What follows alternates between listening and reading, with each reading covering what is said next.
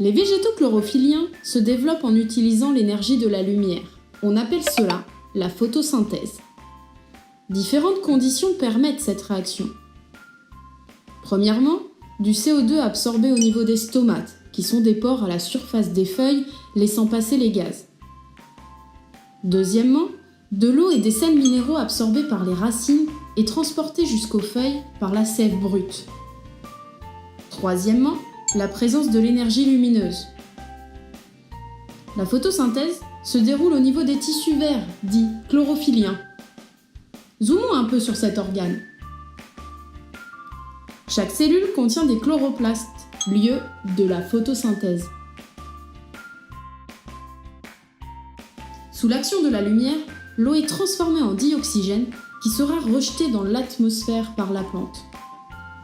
Le CO2 absorbé servira quant à lui à la production de glucides.